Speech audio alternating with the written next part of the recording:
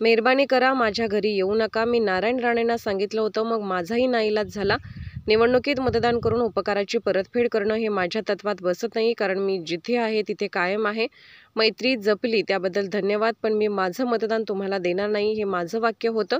मतदान मी स्वतः तुम्हाला करणं किंवा आणखी कोणाचा प्रचार करणं, राणेसाहेबांना मत टाकणं हे कधीही माझ्या तोंडातून आलेलं नाही आणि येणार पण नाही. दादा, तुम्ही उभे राहा, मी तुमच्या पाठीशी आहे, असं चित्र मीडियाने रंगवलं. त्यामुळे दुःख झालं. 2च दिवसापूर्वी गणपत कदम आणि नारायण राणे यांची झाली होती राजापूरमध्ये भेट. नारायण राणे यांच्या भेटीनंतर उभाटाचे माजी आमदार गणपत कदम यांनी प्रतिक्रिया दिल्या. मीडियाने अर्धसत्य दाखवल्यामुळे मी व्यथित झालो. माझ्या घरी जुनी मैत्री जपलीत त्याबद्दल तुम्हाला धन्यवाद, पण तुम्हाला विनम्रपणे तुम्हाला सांगतो की मी माझं मतदान तुम्हाला देणार नाही. याची पाहिजे ते कॅसेट तुम्हाला मिळेल ज्याने कोणी केली असेल, पण यूट्यूबला ही दाखवली असं मला कळलं. यूट्यूबला दाखवली की मी माझं हे वाक्य आहे, तुम्ही जरी आलात तरी मी मतदान करणार नाही.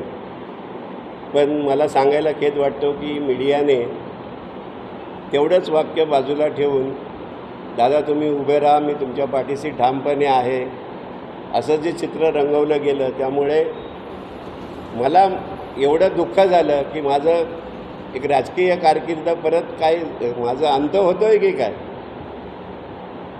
परंतु तुम्ही विचार करा की सोमवारी या मतदारसंघामध्ये खासदार साहेबांच्या 5 सभा झाल्या.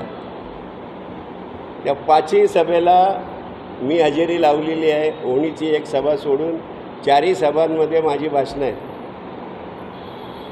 आणि सेकंड डेला हे घडलं. जर मला जायचंच असतं किंवा त्यांना मदतच करायची असते तर ह्या 4 सभेंना मी हजेरीच लावली नसती.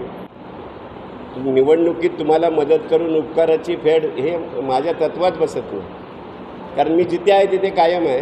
त्यामुळे परतफेड वगैरे दुसऱ्या मार्गाने होऊ शकेल, पण मतदान मी स्वतः तुम्हाला करणं किंवा मी आणखी कोणाला प्रचार करणं, अरे जाऊ दे रे, आता कशाला सारखे सारखे तेच राणेसाहेबांना मतं टाकणं, हे कधीही माझ्या तोंडातून आलेलं नाही आणि येणार पण नाही.